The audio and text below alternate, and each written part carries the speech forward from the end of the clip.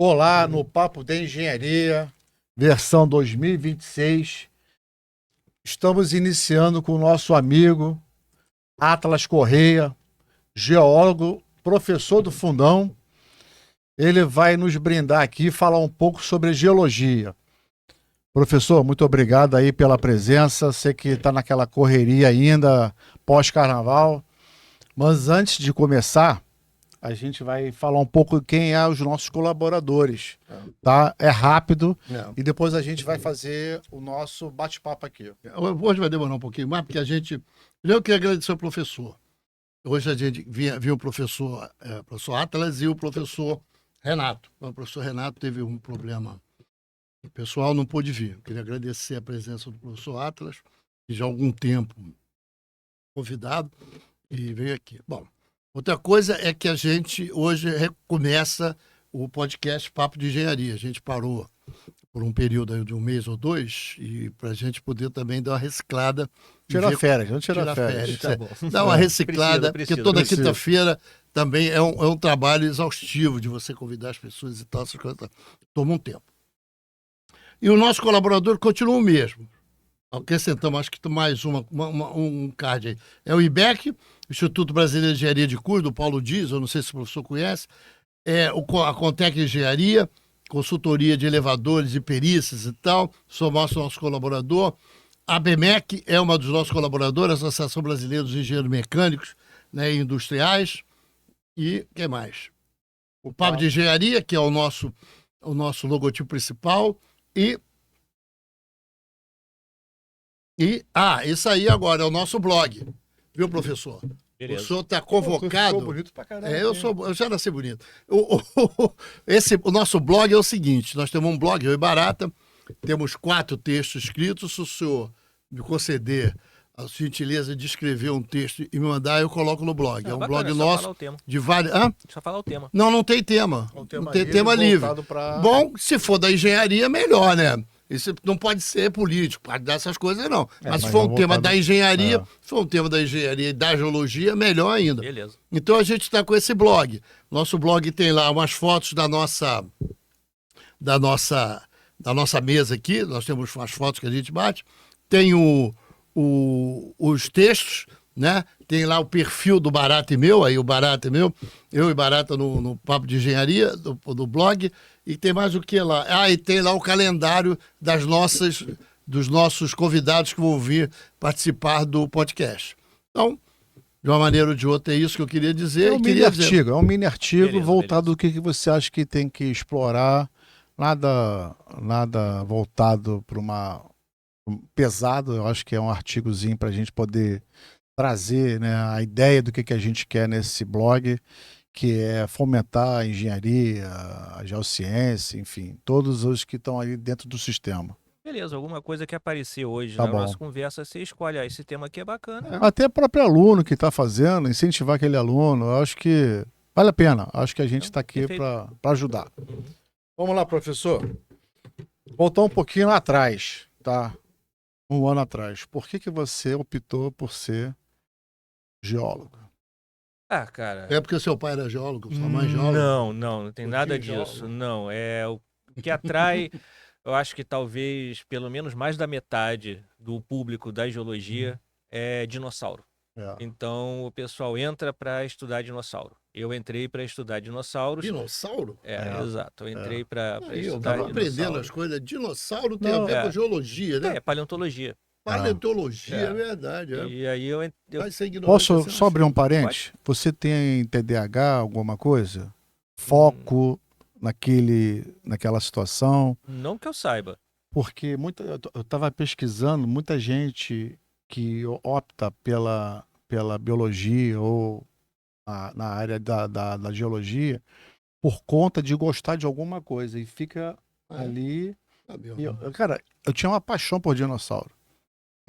Devo ter TDAH. Tem até hoje? Tem. Tem em casa todos os dinossauros? Não, eu tinha Alba, via O Elo Perdido, todos os filmes. E é legal isso, porque traz a você querer entender mais sobre isso. Mas vai lá, continua. Pois é, e aí quando finalmente eu fui fazer paleontologia, que é a parte do curso, eu botei a mão na cabeça e pensei, o que que eu estou fazendo aqui? Porque paleontologia não era o que eu queria, era só a gente aprender. Paleontologia é a descrição de quê? Estudo dos fósseis. Estudos É o fósseis. estudo dos fósseis. Então eu tinha que estudar muitos invertebrados, que faz sentido, tem muito mais invertebrado que vertebrado, mas não era o que eu queria. Aí eu fiquei um tempo lá na universidade pensando o que que eu faço da minha vida. E Você aí... é carioca? Sou. É carioca. Mas Você por que estudou que- onde? Eu estudei no FRJ. Não, no primário e no... Nisso foi no Educandário Logosófico, Aqui no Rio. aqui no Rio. Depois no Colégio Resende, que já acabou até. E depois num cursinho de pré-vestibular, que eu não estou Aí conseguindo você lembrar o fez vestibular, nome. passou para o UFRJ. Passei. Para geologia. Para geologia. Para estudar paleontologia. E aí eu vi que não era o que eu queria. E aí acabei indo para outras áreas, para as áreas de rocha dura, que são justamente as rochas que não têm fósseis. O que a gente chama de rocha dura as rochas ígneas e as O metamórficas. que foi que te frustrou lá na paleontologia? Porque você achou que era uma coisa que você ia se aprofundar na Terra e Não, é porque... possibilidade de achar sim ou não, é sempre muito difícil. Não, era só porque era estudo de conchinhas, microfósseis, bichinhos pequenininhos e invertebrados, que são hiper importantes, mas não era o que eu queria. Eu queria dinossauro. Sim. E não tinha Mas ninguém do ponto de vista financeiro, eu acho que depende. no mundo, eu estou falando do mundo. Esses pequenininhos, eles são muito mais abundantes. O pessoal utiliza muito, por exemplo, na indústria do petróleo. Servem como marcadores de idades, de camadas e coisas parecidas. Mas não era o que eu queria. Aí eu fui parar na rocha dura, rocha ígnea, rocha metamórfica. Quando eu me formei, no melhor estilo do Zeca Pagodinho, eu deixei a vida me levar e fui parar na mineração. Aí eu trabalhei Quais os ramos que tem na geologia? Tem vários ramos? Tem essa paleontologia, tem vários outros ramos, né? Muitos. Tem geologia estrutural, tem mineralogia, sensoriamento remoto, hoje em dia tem geologia médica, geologia forense, geologia ambiental, geotecnia, geologia marinha, geologia de rochas ígneas, geoquímica. Isso tudo está dentro do curso de geologia? Tudo dentro do curso de geologia. Tinha ideia disso. Por isso que duram 5 anos. Dura 5 anos esse curso de 5 geologia. anos de curso. E os alunos, como é que são os alunos? Eles têm alguma características de algum, por exemplo, o pessoal da agronomia, vamos contar agronomia. Também vem do Nordeste, vem de grandes empresas, vem de grandes latifúndios de agronegócio e tal, grandes terras latifúndio, grandes terras de agronegócio. É assim também na geologia? Não. O cara vem de um determinado Pará, vem do... Tem isso, não? Não, até porque existem universidades de geologia em vários estados. No Pará tem, em Minas Gerais tem, e assim por diante. Aqui no Rio de Janeiro, aqui nós temos 3. Tem a UFRJ, tem a UERJ e a Rural. Sem contar a pós-graduação em Geologia Marinha e Geoquímica na UF. Então nós temos bastante cursos. Na Minas Gerais tem 2, que são na UFMG e na UFOP. Não sei se ainda existe o curso privado que existia lá. Escola privada, porque são pouquíssimas de geologia. São poucas. Raro, né? É raro. Eu acho que parou, acho que acabou, mas não tenho certeza, tá? O Rio Grande do Sul também porque tem. Porque a geologia assim é alguma coisa muito... É mais uma política de governo, é isso? Por isso que as escolas públicas têm mais... Não é. É porque é um curso caro. É um curso caro. Geologia é um curso caro. Então, um curso privado de geologia, ele só tem condição de se manter numa época onde o mercado esteja hiperaquecido. Se o mercado não está aquecido, não vai ter gente mercado suficiente. De mineração. Mercado de mineração.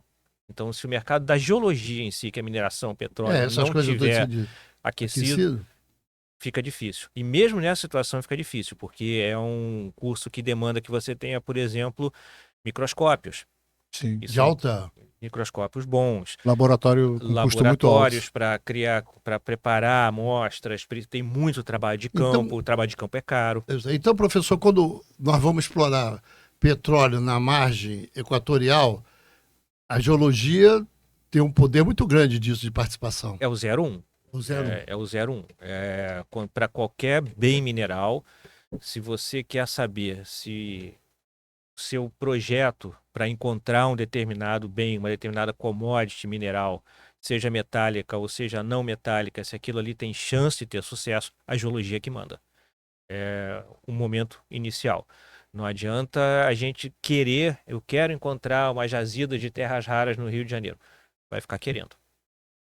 Uma outra coisa, professor, essa é boa, porque isso atrai os garotos para um determinado nicho de estudos. Ele vai através do que populariza, né? Geologia, eu não sei se é tão popular, porque não é engenharia em termos de nome, né? Até a gente estava discutindo isso antes, se é engenheiro geólogo e é geólogo. Mas me diz uma coisa, a geologia, ela tem algum tipo de dificuldade para o aluno precisa ser preparado em alguma coisa, precisa já entrar na universidade com algum tipo de preparação? Tem. São duas dificuldades básicas que existem. Há uma dificuldade que eu considero ela como sendo estrutural, que é o aluno precisa chegar com uma base de matemática. Porque existe uma espécie de lenda que a geologia não é uma ciência quantitativa. Isso é lenda. Meu primeiro emprego, literalmente, a primeira pergunta que eu ouvi dos superiores foi quanto que tem de minério. Não interessava saber que unidade, que rocha... Você acha o quê? Tem um morro, aí o cara te pergunta quanto tem de minério basicamente é isso. Simplificando ao extremo. Não, você tem que fazer uma série de análises, entendeu? Estatística. Então, a maioria dos alunos não entra com essa base matemática. E essa base matemática ela é essencial até para paleontologia.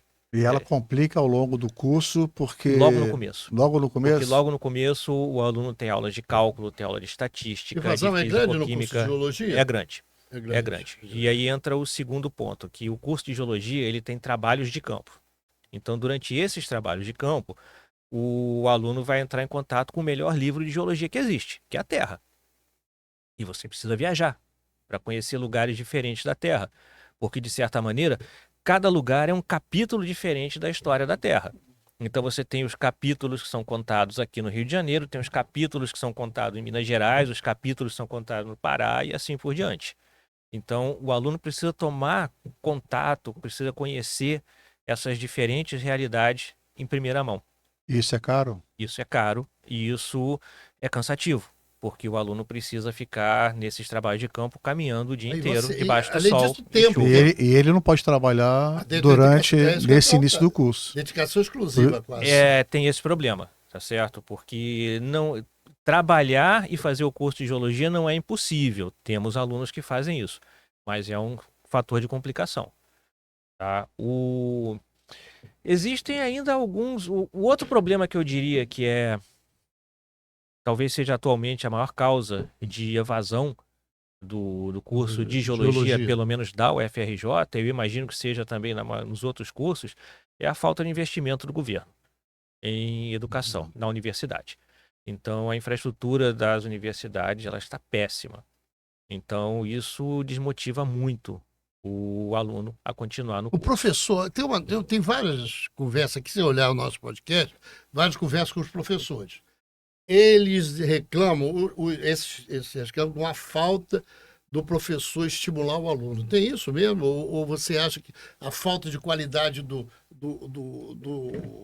estudante que está entrando também dificulta o professor estabelecer uma aula ou ter assim, um estímulo para o aluno? Você acha que eu acho que isso é um círculo de realimentação. É? Então, vamos imaginar o seguinte.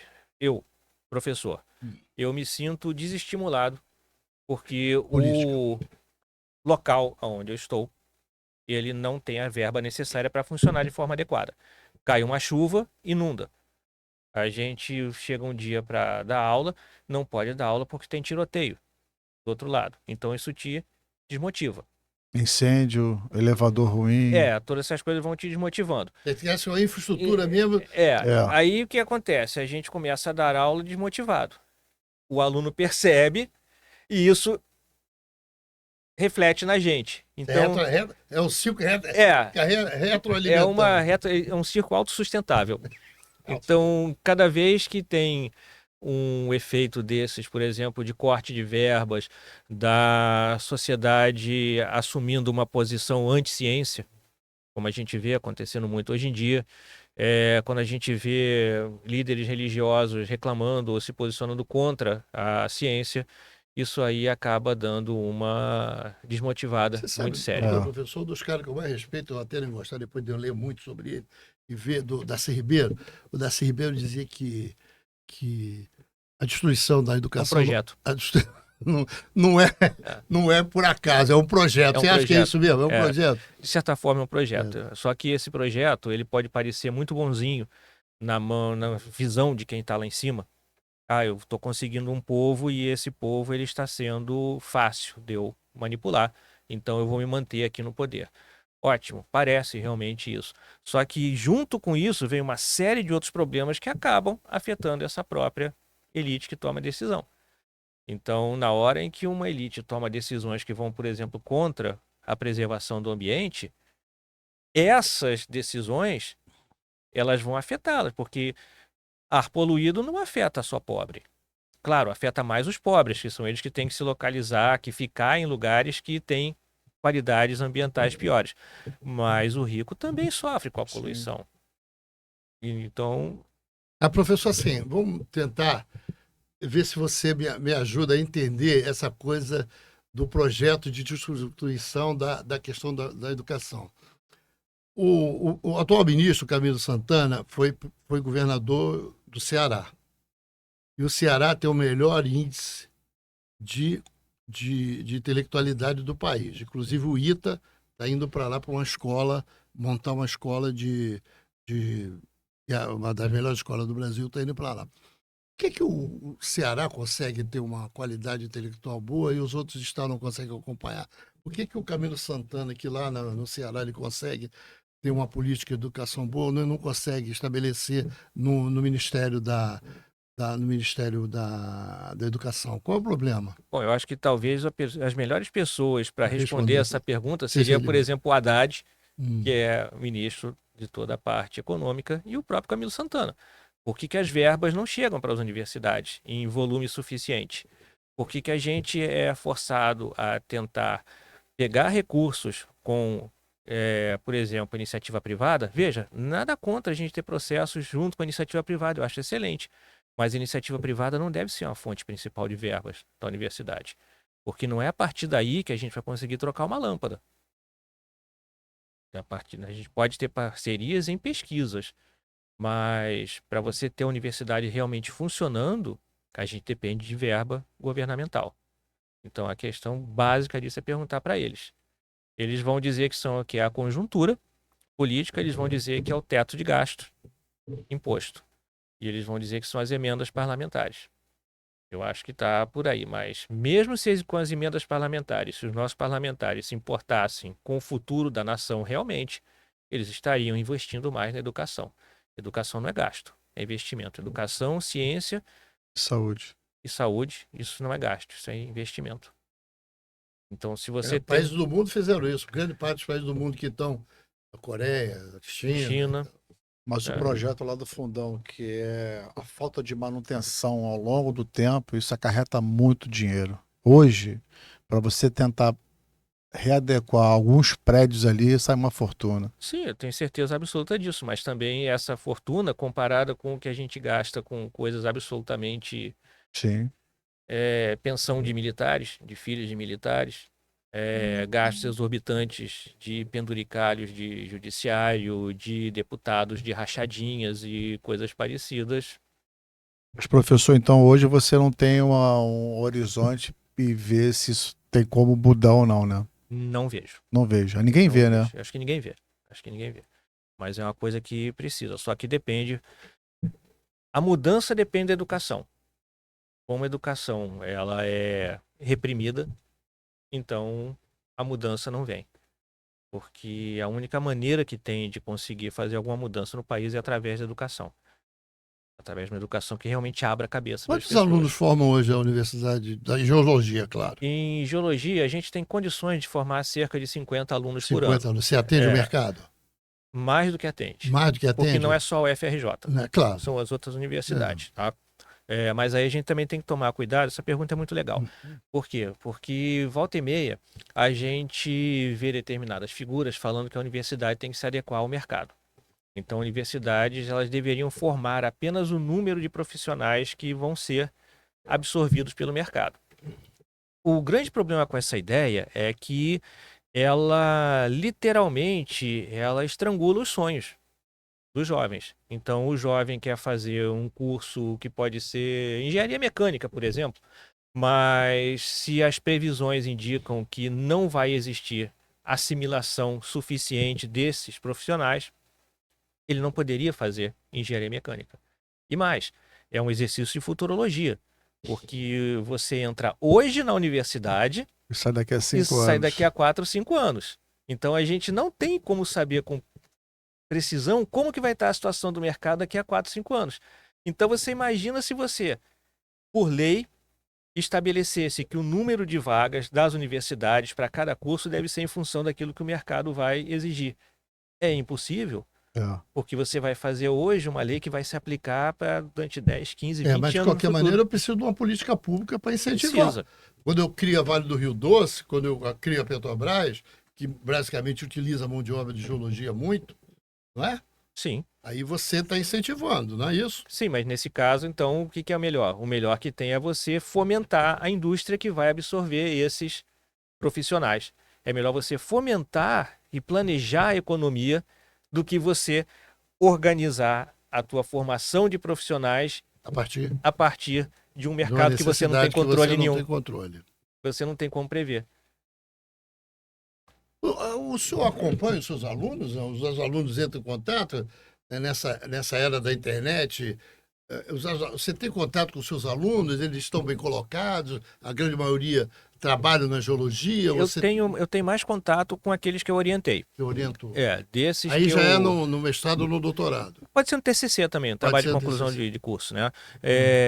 O que eu vejo da parte desses alunos é que tem uma boa parcela que está muito bem posicionado.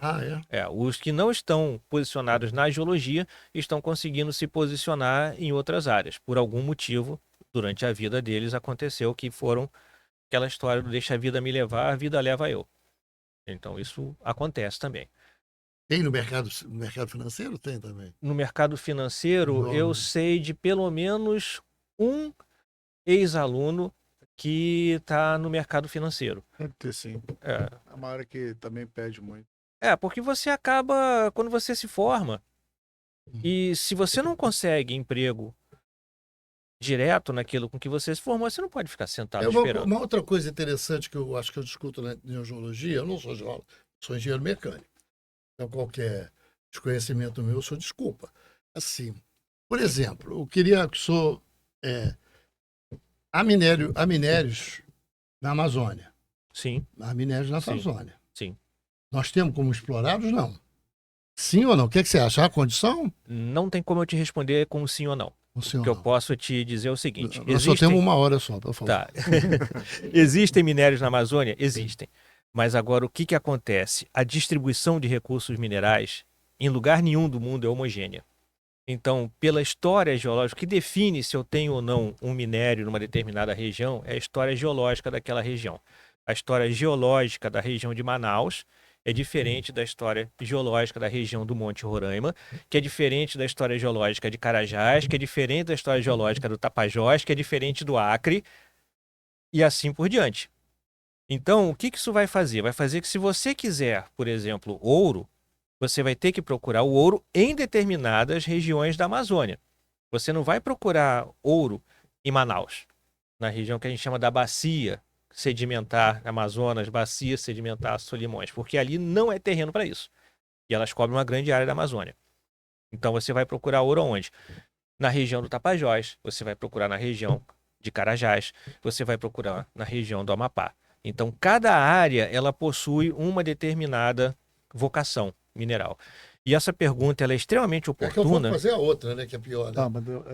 Mas eu vou fazer rapidinho com ele, para não perder o gancho depois. Você falou que o mercado ele depende muito de se vai ter trabalho ou não, né? Para você trazer os alunos e daqui a 5 anos esse grupo de alunos está liderando algum tipo de trabalho. A gente está falando de terras raras, né? E o futuro disso já não é promissor, já não precisa desse grupo de pessoas para a gente poder explorar isso mais à frente? A gente precisa, mas uma coisa que a gente precisa ter em mente também é que terras raras não é uma tábua de salvação. Ela não é garantia de emprego, ela não é sequer garantia que a lavra de terras raras no futuro brasileiro vai ser de grande importância. Entendi. Por que isso acontece? Porque geologia é uma coisa. A geologia realmente ela vai te dizer se você tem ou não potencial para um determinado tipo de mineral numa região. Mas não é isso que basta para o mercado. Não é isso que basta para você transformar uma ocorrência de minerais em uma mina. Porque tem toda a conjuntura econômica. Então, vamos supor, se eu tenho um projeto para lavrar terras raras numa determinada região do Brasil, esse meu projeto pode ir à bancarrota, pode ir à falência com muita rapidez, bastando que uma mina em outro lugar, perto de quem iria comprar o meu minério, entre em atividade. Por quê? Porque essa outra mina ela vai estar com preço de frete reduzido. Então, não é uma coisa fácil assim. E se a gente não tiver o domínio do ciclo inteiro, de toda a parte do curso, do percurso, lavra, processamento do minério, concentração e o mais importante de todo, o refino da terra rara, que é você extrair os elementos de terras raras dos minerais que os contêm, a gente sempre vai estar muito mais fragilizado do que se você tiver o domínio total. Por quê? Então não é simples assim, né? Não é, porque uma pessoa... Ainda tem o problema do transporte, que você exatamente da logística. Exatamente isso, porque o que vai acontecer? Se você... Uma coisa é eu vender o neodímio para você. Outra coisa é eu vender o minério a partir do qual vai ser refinado o neodímio para ele que vai vender o neodímio para você. Porque o que vai acontecer? Se abrir uma mina que vai vender o minério a um custo menor, eu vou à falência. Então, é verdade, teve uma reportagem na Folha uns meses atrás que falava que era besteira a gente querer ter o domínio da cadeia produtiva inteira, porque se faz mais lucro com a venda do minério. Pode até ser, mas você vai estar com uma coisa muito menos sustentável, muito mais fragilizada do que se você estiver vendendo. Então você está defendendo que se tenha indústrias que vão fazer essa transformação. Sim, a transformação do ciclo completo. Mas essas indústrias são indústrias complexas. No Brasil tem muito poucos, ou não tem nenhuma. Não, a gente não tem isso. Não tem. Tem uma, eu soube agora em Goiás, que tem uma que faz algum tipo de transformação desse minério. Eu acho que não chega até o ponto do refino. Do refino. Pode ser que esteja planejando para ter. Mas no momento, até onde eu saiba, mas eu posso estar desatualizado, tá? Até onde eu saiba, a gente não tem isso em escala industrial. Então você acha melhor? Concorda com a Folha, o Estado, que é melhor o não agregado? Quer dizer, não, sem valor agregado? Acho que tem que ter, tem que ter tudo. Tem que ter tudo. Tem que ter tudo. O fato da gente não ter o refino significa, ao meu ver, apenas uma coisa, que a gente precisa ter o refino. Mas aí por que eu tenho a Norte e Sul, Leste e Oeste fazendo? Para trazer minério, tirando minério de algum lugar e trazendo minério para exportar? Não, porque você está lavrando outros tipos de commodity. E as ferrovias elas vão servir também para a parte toda de agropecuária. Então, basicamente, no setor mineral, no ponto de vista das terras raras, ao meu ver, o que a gente precisa é ter o ciclo completo. Mas o aço, a gente precisa ter mais investimento em siderurgia. Só que tudo isso depende de quê? Depende de planejamento estatal. Depende do pessoal do governo chegar e começar a planejar o que vai acontecer para o futuro. Porque toda vez que a gente está falando de economia mineral no Brasil, nós somos reativos. O que significa? Por causa da exploração, que é uma exploração deletéria. Não, nós somos reativos, porque a gente espera a coisa acontecer e aí reage tardiamente. O lítio, lembra do lítio? Lembro do lítio. Continua sem... A gente fala do lítio como falava há 5, 10 anos atrás. O grafeno, então, é outra história. Aquilo ali, o grafeno é um produto, não é um minério. Ah, não? Não, o grafeno é um produto que você faz a partir da grafita. Então, quando certas pessoas vão fazer uma mina de grafeno, eu posso dizer, cara... de falar um palavrão, mas... Entendeu? Porque não é por aí. Mas teremos hoje profissionais para atender se o mercado para o futuro expandir, crescer. A gente tem condição. O capital humano não falta pra gente. O que falta é ordenar esse capital humano e ordenar as coisas. Se a gente é o segundo maior estoque de terras raras do mundo, eu também ia te perguntar se é uma terra rara, metais preciosos, e aí qual a diferença disso, se isso tem alguma diferença do ponto de vista geológico? Tem uma série de diferenças em relação também aos processos que geram essas jazidas. Mas o principal é pensar o seguinte: metal precioso, prata, cobre, platina e os PGEs, são os elementos do grupo de platina. Esses são os metais preciosos. Porque boa parte da utilização, por exemplo, do ouro é financeira.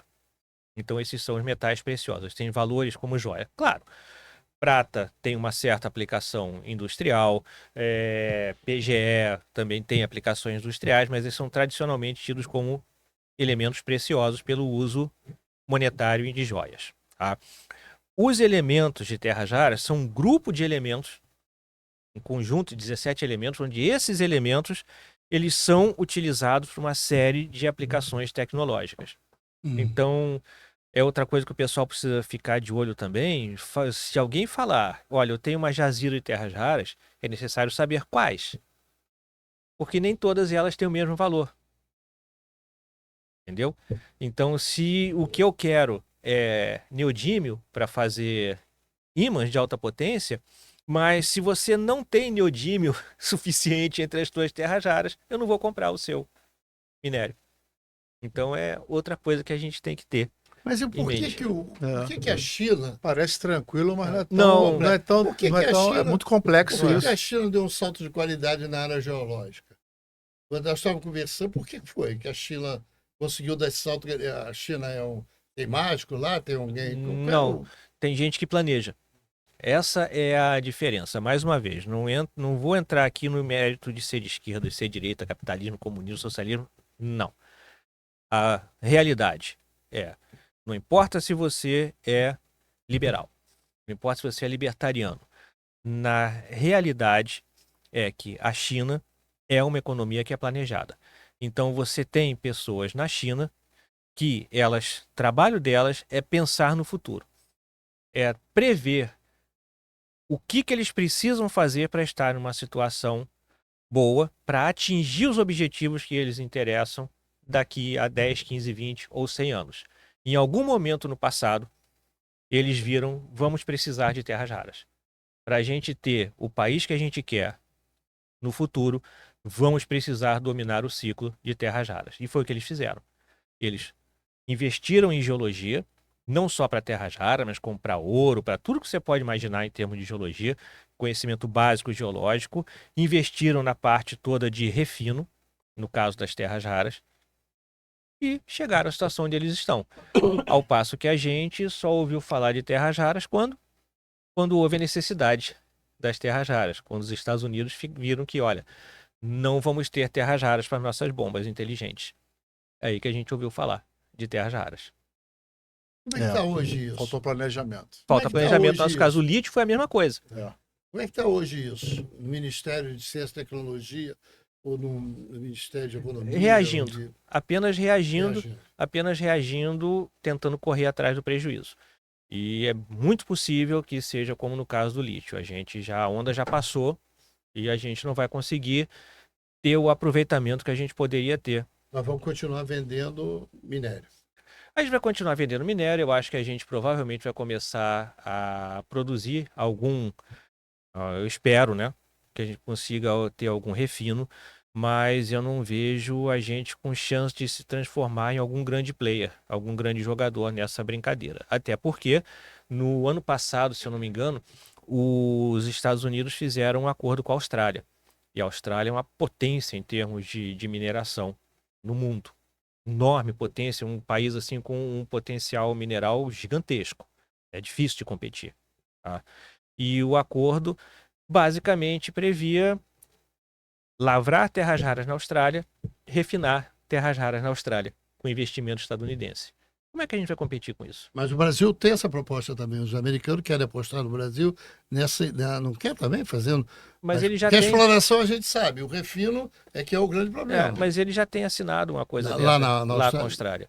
Então o nível de investimento que pode esperar aqui não vai ser o mesmo. Nem com a China, então, essas alturas, porque a China já faz o dela. Não, o que a gente pode fazer no máximo é ver se com a China eles aceitam fazer alguma parceria de transferência de tecnologia. É o que poderia ser feito. Se você quer investimento estadunidense, será que vocês aceitam que a gente dizendo, professor, refine também? Teria que ter pessoas da área de geologia que vai estudar esse refino, ou você no Brasil já tem? Não, já tem. Tem. Eu esqueci agora qual que é a universidade. Eu acho que é em São Paulo que eles têm já um bom domínio desse processo. Mas a verba, isso teve um debate no Clube de Engenharia há algum tempo atrás sobre isso. E a verba que é investida nesse tipo de projeto é uma verba assim que para um projeto de ciência no Brasil realmente é elevado, mas é absolutamente ridículo em comparação com o que seria necessário. Porque precisa outra vez investimento em ciência e tecnologia. Mas aí você está me dizendo que o refino precisa estar perto da jazida. Não necessariamente. Não necessariamente. Idealmente, sim, diminuir a questão do transporte, tá? Mas não é necessário que esteja literalmente do lado. Mas é o que faz mais sentido. Vai ser uma coisa interessante. Eu queria voltar sobre aquele negócio que o Barato fez uma pergunta, sobre aquela que da Amazônia. Você ter minerais lá e ter que explorar em algum momento. Só que esses minerais, na medida que você vai explorar, você pode criar um problema de desmatamento na Amazônia para explorar esses minerais. Você acha que tem saída isso? Isso pode acontecer? Ou está totalmente viabilizada a exploração de algum tipo de mineral na Amazônia? Não, sem afetar o meio ambiente. Bom, vamos colocar difícil, alguma coisa. Tudo sem afetar o meio ambiente, a gente... Energia, tudo que é energia afeta o meio ambiente. Eu não consigo sair daqui para minha casa sem afetar o meio ambiente. Então isso não dá. Minorando os problemas ambientais, minorando, sim, é possível. Mas, mais uma vez, como a distribuição dos bens minerais não é homogênea, se eu vou fazer um projeto de pesquisa mineral na Amazônia, partindo do pressuposto que eu vá encontrar uma jazida, que eu encontrei uma mina, eu vou afetar apenas a área da mina. Em princípio, claro, pode ter coisas que vão para além, poeira, tudo bem, pode acontecer, vai acontecer, tá certo? Mas não é realmente uma coisa que vai acabar com a Amazônia inteira. Você acha que não tendo uma política mineral, isso leva a ter essas coisas que acontecem na Amazônia, desses, como é que chama? Agora eu esqueci o nome. Irregulares, dessas explorações irregulares. Isso irregular, é por causa que não tem uma política. O irregular é a palavra-chave aqui. Tá? Eu não sei como é que funciona aqui. Você tem condição de colocar alguma coisa nessa tela aí? Não, agora não. Só teria que ser antes. Se tiver, não tem como acessar, por exemplo, o Google Earth aqui. Não, agora não. Roger, tem? Quer ver? Me faz um favor. Se você conseguir colocar o Google Earth nessa tela aí, eu vou pedir para você fazer o seguinte. Procura... Como é que é o nome do lugar? Cumaru do Norte. Cumaru do Norte, na Amazônia. Na Amazônia. Então, o que é que... Cumaru do Norte. Cumaru do Norte. C-O-M-A-R-U. Isso, Cumaru do Norte. Eu não sei se você vai conseguir. Se não conseguir, por favor, acreditem no que eu vou falar. Com certeza. Tá certo? É isso aí, dá um zoom out. Isso, dá um zoom out aí, por favor. Dá mais um... Não, zoom out. Aí foi o zoom in. Isso, recua mais. Mais um pouquinho. Tá legal. Então, olha só, o que você tá vendo aí? Tá vendo esse desmatamento todo aí ao redor? Sim. Isso não é mineração. Isso é gado. Gado. Isso é tudo gado, tá vendo? Então, nessa parte de cá, onde ele tá com o cursor aí, ó. Leva o microfone. Opa, foi mal. Não, leva ele. Vê se ele vai para lá. Acho que... Não. Tá. Diga. Não, ele vai, só para um pouquinho, só para você apontar lá. Tá, acho que pra não ficar longe. Tá mais ou menos assim, tá bom. né? Então, essa parte verde toda aí, ela é área de reserva, então aí não tem problemas, muitos sérios. Mas olha só, o que está desmatado aí é o quê? É gado. Tá? Aí agora, volta lá pro Cumaru do Norte ali. Tá? Esse pedaço aqui, ó, tá vendo aquela parte clara ali? Essa clarinha ali. Isso aí é mineração ilegal. Ilegal. Isso é garimpo. Garimpo. Tá certo? Então, o impacto que você tem numa mina, ele costuma ser menor do que o impacto como esse daí. Tá certo? O que você está querendo me dizer é que o impacto da mina é menor do que o impacto do garimpo. do agronegócio. E do garimpo. E do garimpo. E do garimpo. O agronegócio é um impacto muito maior. E o garimpo também é um impacto maior, garimpo irregular. Tá? Irregular. Me faz um outro favor, coloca o rio Tapajós aí, vê se você consegue achar o rio Tapajós aí. Cumaru do Norte é uma das regiões que tem mais conflitos, porque é a área indígena, perto e da ali área tem de garimpo. que tipo de minério? Tem Ouro. Ali? Ouro. Nossa, aí vamos combinar que ouro é para ter um conflito muito grande, né, para exploração de ouro. Não porque não por causa do custo do preço do ouro, mas Não, é porque basicamente o que acontece é que, no caso do ouro, ele é um produto que tem um valor agregado muito alto. Muito alto. Tá? Para uma mina... isso, ótimo, perfeitinho. Tenta chegar isso mais para a esquerda, mais um pouquinho para a esquerda. Esse aí é o Tapajós? Itaituba, tá certo. Vai seguindo ele mais para cá, mais. Já subindo. Não, descendo. Isso. Não, esse é o Rio Madeira. Esse aí é o Madeira. Deixa eu ver ali. Penedo, Sobradinho. Aqui, Rio Tapajós. Esse aí, é ali. É esse mesmo, que ali é Belo Monte. Aquilo é a represa de Belo Monte. Aqui, ó. Chega nesse pedaço de cá. Isso. Perfeito, tá ótimo. Exatamente o que eu queria mostrar para vocês, tá? Se eu estiver estourando o tempo, você me avisa. Não, tá bom? não vi não. Tá? Olha só. Não. Tá reparando que esse igarapé, ele tem uma cor bem diferente? Cor de barro? Não. Tá reparando que o rio Tapajós, nessa parte que eu mostrei, ele tem cor preta? Isso é o que a gente chama de água preta. Sim. No Amazonas tem 2 tipos de rio, de água preta e água branca. Água preta é com pouca carga de sedimento, ela é preta por causa do tanino, tem aquela cor de chá. É o caso do Rio Negro. O caso do Rio Negro. E o caso do Tapajós. Tapajós. Tá certo? E a água branca é que tem uma carga de sedimento muito alta, vai ter cor de lama. É o encontro do Rio Negro e Solimões. Solimões, água branca, e Rio Negro, água preta. Só que essa água branca que você está vendo ali, ela não é natural. Ela é toda de sedimento levantado por conta de garimpo. O garimpo que funciona com desmonte hidráulico, quando você joga um jato de água de alta pressão nos barrancos, desmonta os barrancos e eles aí aumenta a carga de suspensão. Então, se você olha que a partir do momento onde esse igarapé se junta com o Rio Negro, você tem uma pluma, você tem um encontro de águas que é antrópico. Tá reparando? Isso avança por 200 quilômetros ao longo do Tapajós. 200 quilômetros? 200 quilômetros. E esses igarapés menores, eles estão todos assoreados. É um impacto enorme isso daí. Você assoreia os igarapés. Onde antes você tinha um igarapé com 4, 5 metros de profundidade, que tem agora... Eu não me perder nessa coisa assim. O que eu acho que o que você está dizendo é que a exploração mineral irregular, né, ela traz danos à questão não só do meio ambiente todo, mas também da qualidade de água do rio. Sim. É isso. E eu nem falei do mercúrio. Nem falou do mercúrio. Mas pode haver, isso que eu estou querendo, pode haver extração legal desses lugares, ou isso é impossível? Dada que a questão de mineração é complexa e é agressiva no meio ambiente. Sim, é possível. É possível que exista. A única coisa que na nossa legislação impede de você ter a lavra é quando você está numa reserva ambiental. Aí, dependendo da reserva ambiental, é impossível.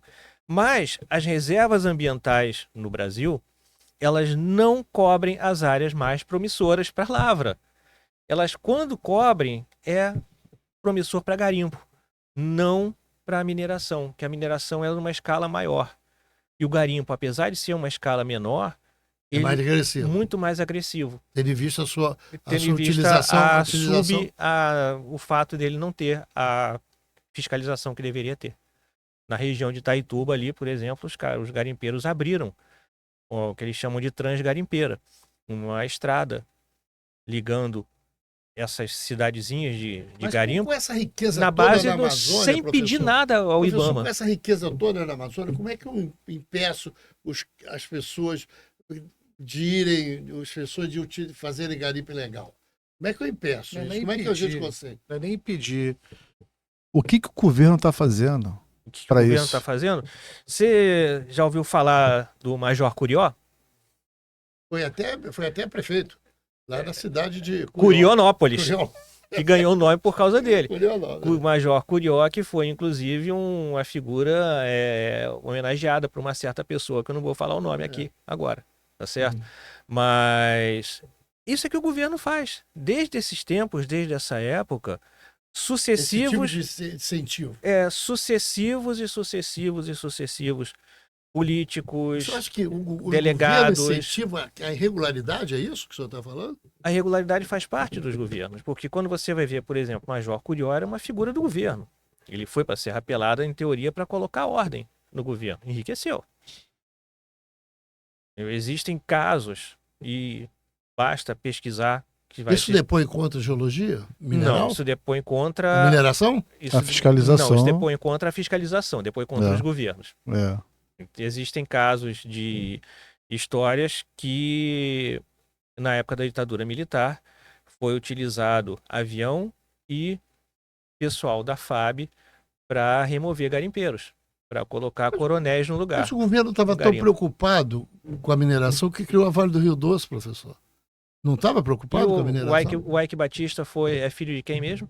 É filho do... Esqueci o Eliezer Batista. Dizem que era o maior conhecedor do subsolo brasileiro. Pois é, e o Eliezer Batista, Ike Batista, que acontecia? Basicamente, na época, havia uma descoberta, misteriosamente aparecia logo depois uma área do Ike Batista em cima.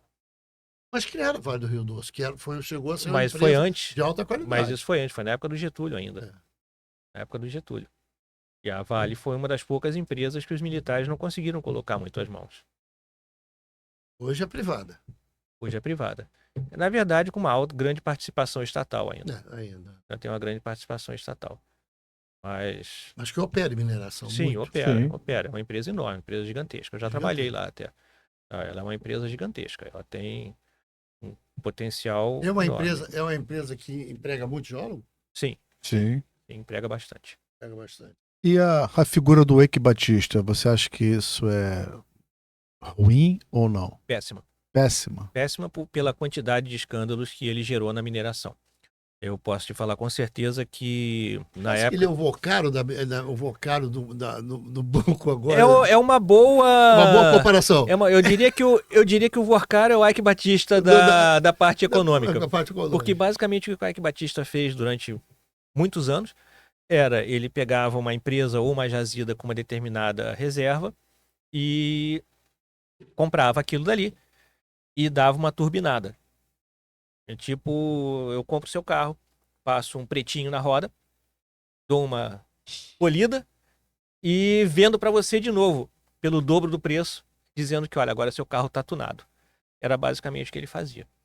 Ele fez isso com a empresa lá no Amapari, no Amapá, certo?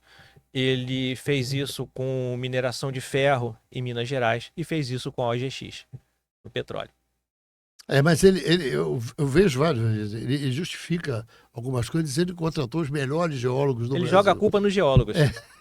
Ele joga a culpa nos geólogos. Eu contratei os melhores geólogos, inclusive da Petrobras, tirei geólogo da Petrobras pagando o triplo. Ele joga a culpa nos geólogos, porque faz parte do jogo. Porque ele não vai assumir que a coisa funcionou. Mas a culpa sempre estoura em quem é menor. Para um worcaro falar que a culpa era de algum analista financeiro que não avisou para ele que aquele negócio não funcionar, Mas ele corrompeu o Banco Central, acho que é o cúmulo. Não falta mais nada, né? Tem nego do Banco Central. Dois seguidores. Né? Eu queria saber, mas e a nossa ANM, a Agência Nacional de Mineração. Fala alguma coisa boa da agência que você acha que ela tem? Olha, eu acho que tem gente boa lá. Tem gente boa lá. Com certeza tem. Todo órgão vai ter gente boa. Mas o problema da ANM é o mesmo problema de qualquer órgão governamental. Falta de investimento. Ela não tem como fiscalizar um quadro pequeno de técnicos. Não tem. Para você fiscalizar, imagina o que é você fiscalizar. Não vou muito longe, não. Imagina você fiscalizar Minas Gerais. Tá certo? Quantos técnicos seriam necessários para fiscalizar as minas de Minas Gerais? 900 municípios lá, não sei. Você bota aí por baixo. Vamos fazer o seguinte, que você tenha 100 minas em Minas Gerais. Tem mais, mas vamos supor que sejam 100 minas. Cada mina dessas com infraestrutura onde você não basta um técnico, uma pessoa, um geólogo para analisar. Você precisa de engenheiro para analisar a estabilidade de uma barragem, por exemplo. Você sabe que eu tenho entrevista, eu não entrevistei aqui um engenheiro de estabilização de barragem. Ele diz que as empresas de mineração, elas não dão o mínimo de atenção a esse pessoal do que fala sobre a mina, sobre as barragens, de rejeito principalmente. Sim, mas no caso específico de um órgão de fiscalização, se esse órgão não tem número de técnicos suficiente, não tem staff suficiente para fazer a fiscalização de forma adequada, não tem como aquilo funcionar. Não tem. Você coloca uma pessoa para analisar, digamos, 50 minas. Você vai conseguir visitar 50 minas e analisar 50 minas em um ano? Os geólogos foram punidos, né? Os geólogos foram condenados lá os engenheiros, os geólogos, lá daquela mina que estourou lá a barragem. No Córrego do Feijão? Deixa eu lhe falar uma coisa, eu trabalhei no Córrego do Feijão. Na época essa que foi, estourou lá em... Sim, Brumadinho. Isso. Brumadinho. Eu trabalhei no Córrego do Feijão. Quando eu trabalhava na Vale, primeiro a Córrego do Feijão era de uma empresa chamada Ferteco, e eu trabalhei na Ferteco durante uns 3 anos. Depois a Ferteco ela foi absorvida pela Vale, e eu fiquei um tempinho na Vale, depois eu saí. Tá? Você não é professor o tempo todo? Não. Eu estava achando que você... Não. Você veio por dentro, trabalhou também. Eu me formei, fiz mestrado, doutorado. Foi trabalhando? Já trabalhando durante o mestrado e o doutorado. Trabalhei na CPRM. Depois da CPRM eu trabalhei numa empresa que já não está mais no Brasil, chama IAM Gold, onde eu trabalhava com pesquisa de ouro. Não, CPRM é o Serviço Geológico Brasileiro. Não é o DNPM. Que é a atual ANM. Tá? Então eu trabalhei na IAM Gold com pesquisa de ouro, cobre, chumbo, zinco, prata. Depois eu trabalhei na Ferteco. Depois a Ferteco foi adquirida pela Vale. Depois eu voltei a trabalhar na IAM Gold. Depois, em 2010, é que eu fui para o UFRJ. Mas já rodou muito, então. Rodei um pouquinho. Não, então você... É uma experiência. Por isso que eu acho que não. Isso é uma coisa que é interessante. Que eu estava tratando o professor como professor. Na verdade... Ele é professor. Não. Só o que você quer falar. Não vou desmoralizar. Era o professor. Não é isso que eu ia falar. Não falo mais isso. A gente esqueceu de perguntar, e aí é interessante, essa trajetória profissional que ele tem. Porque essa trajetória é uma bagagem muito grande. Muito grande, traz para ele isso. Por isso que ele apresentou, ele conhece quase tudo lá dentro da Amazônia. Eu já tive lá. Já teve lá. Eu estava achando, eu falei, não é possível que ele vai dar aula dentro da Amazônia, né? Tem uma coisa esquisita. Pois é, porque eu já fui, esses garimpos todos ali que eu mostrei, eu já tive ali, eu já trabalhei ali. Mas o governo tem, eu vou voltar a essa história que o governo tem incentivado nas tais estradas norte, sul, leste, oeste, para transportar, claro que é o agronegócio também, mas para fazer um transporte mineral também. Não, o transporte de mineração, o ideal é que seja por trem. Tem que ser por trem. Isso. Tá certo? O transporte do minério tem que ser por trem. E quando você tem um transporte, por exemplo, de Carajás, é a ferrovia da Vale. Então, a ferrovia norte-sul, leste-oeste, quer que seja, elas vão ser basicamente... Mas o investimento é público. O investimento é público. Depois da Vale... Porque a Vale era pública. Então, aquela ferrovia da Vale, todas as ferrovias que a Vale tem, inclusive no setor sudeste aqui, elas foram frutos basicamente, começaram na época que e na época que a Vale era estatal. Depois ela comprou outras, depois já privatizada, comprou participações, abriu novas e coisas parecidas. Tá?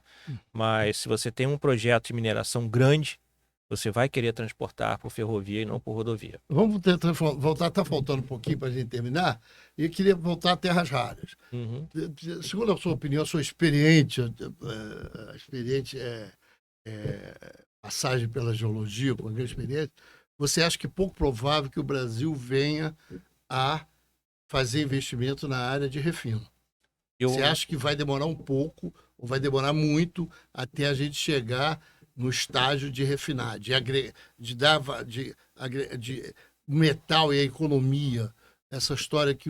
Porque a sociedade não conhece isso. Então, a sociedade quer educação, saúde e segurança pública. Quando vai falar sobre qualquer outra coisa, está para baixo. Então, os políticos ficam amarrados nesse tripé de saúde, educação e segurança pública.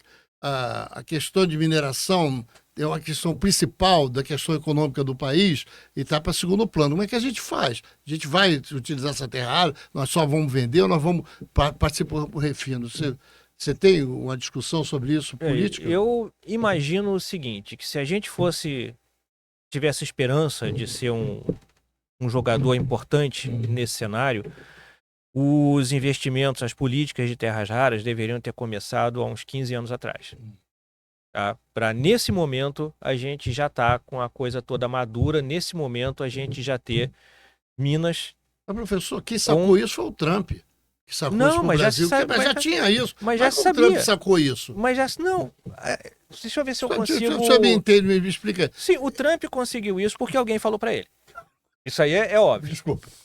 Isso aí porque concordo, literalmente. Alguém disse aí, alguém falou para ele. Negócio de terra rara é importante, é bom. Alguém falou para ele. É basicamente isso. Agora, ao meu ver, é imperdoável, Estados Unidos à parte, China à parte, e que você não tenha, dentro do nosso país, não tenha tido pessoas na política, na administração, que tivessem conseguido estabelecer, para que há uns 15 anos atrás a gente tivesse começado projetos para conseguir projetos sérios. Não estou dizendo que eles não existam, estou dizendo que eles existem e que eles deveriam ter mais apoio.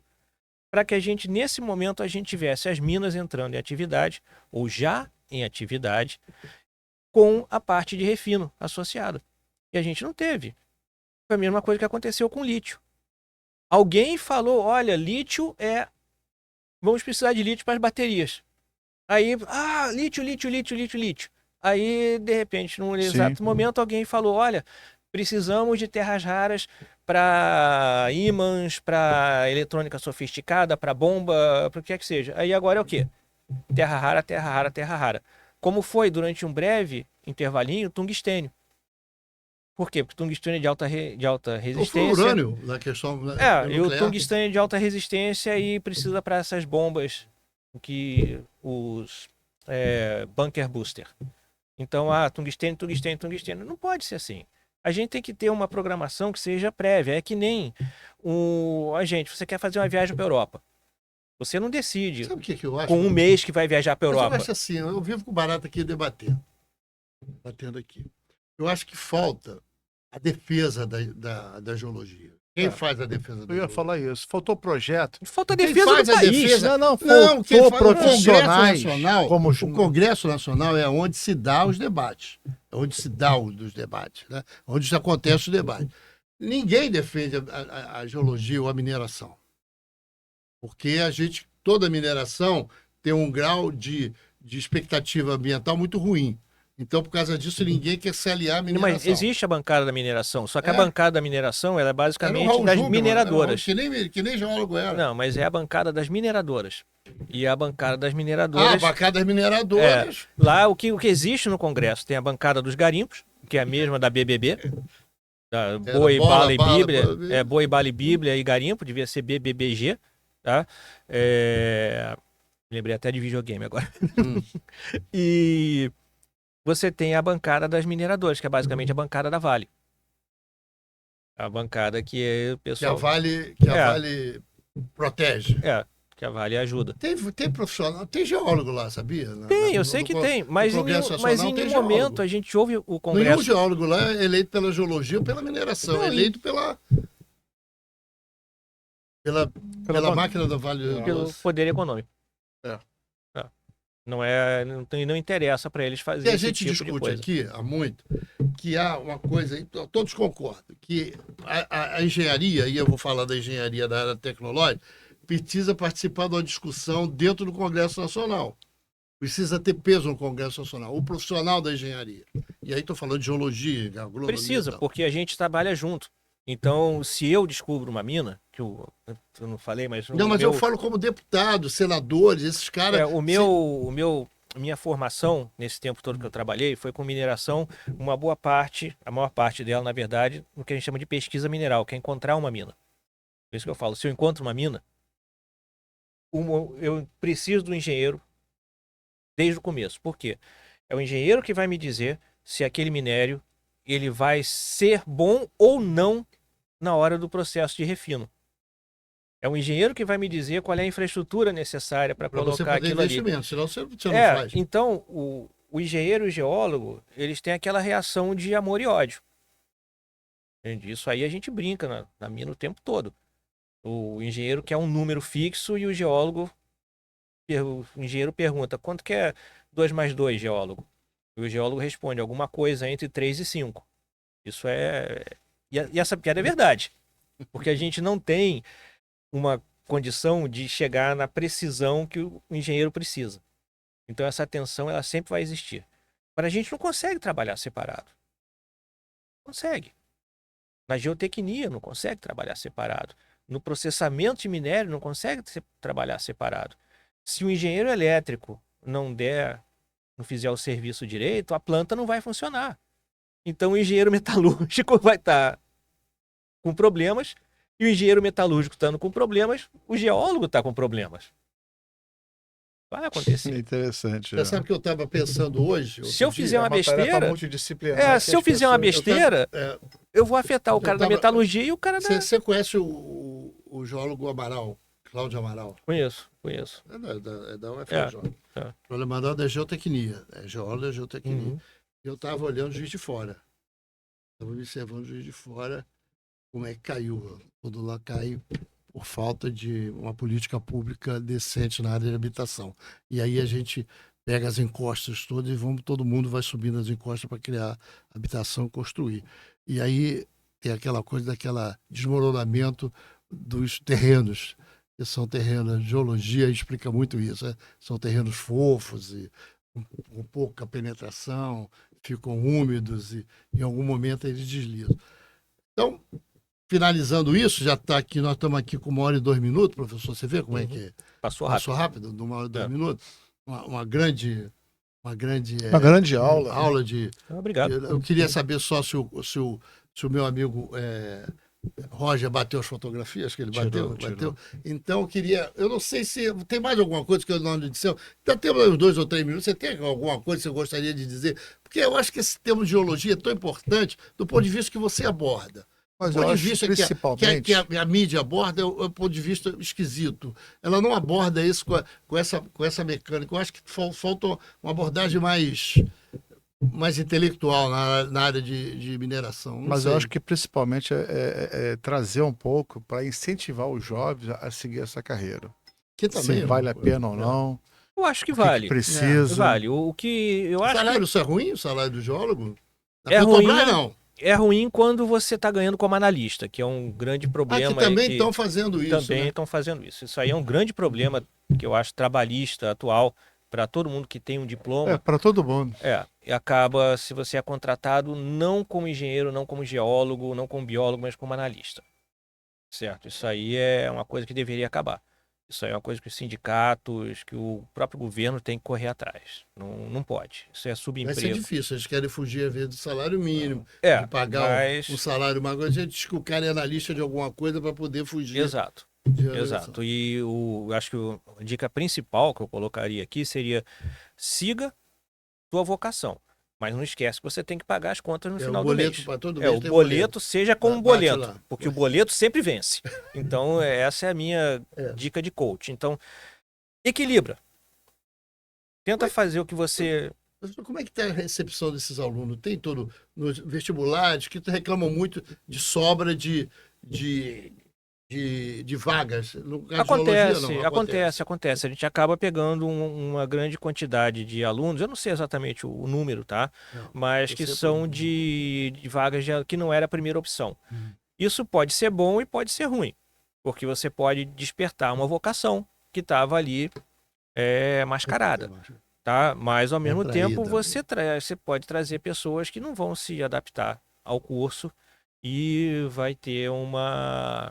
Tem isso do cara que não se adapta ao curso? Tem. Por mais que a geologia seja mágica, seja assim, lúdica? Tem porque eu não te falei no meu caso que eu entrei para estudar dinossauros e aí, de repente... Então, você e o Barata. Eu encontrei meu lado.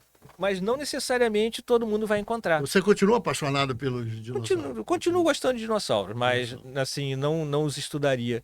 Mas é fascinante. Depois que eles viraram bichos com pena... Não é Barata, nós estamos com 1h e 5 minutos. Eu tô aqui só para agradecer. Usamos e abusamos do professor Atlas. Queria agradecer acho que foi muito bom, eu acho que valeu a pena esse bate-papo, essa apresentação, né, que foi mais... Até já, não, porque você vê que aqui não teve nada de. Nunca, não tem roteiro, não tem script. O nosso Roger aqui também é nota 10 no manuseio dos programas de computador. Então ele acertou ali, só valorizou. Tempo real, né? Eu agradeço o convite de vocês. Bacana mesmo. Legal. E um dia a gente vai lá visitar lá o laboratório de vocês lá, fazer uma enquete, uma conversa lá, eu acho que é legal para trazer papo de engenharia, mostrar que realmente... Vou trazer o professor Renato aqui, que vive fugindo de vir, já é a segunda vez que ele foge de vir aqui. Vocês são flamenguistas? Que eu não, ele é tricolor igual a mim. Eu sou flamenguista, ele é tricolor igual a mim. Então não sei por que ele não vinha. Mestre, muito obrigado pela... Obrigado, gente. Prazer, felicidade, boa sorte, obrigado porque você veio da paciência em ter aturado a gente falar uma porção de coisa e às vezes a gente... não é por desconhecimento e tal, mas você foi paciente com a gente. Muito obrigado. Tranquilo. Eu agradeço vocês. Tá bom, um abraço, pessoal.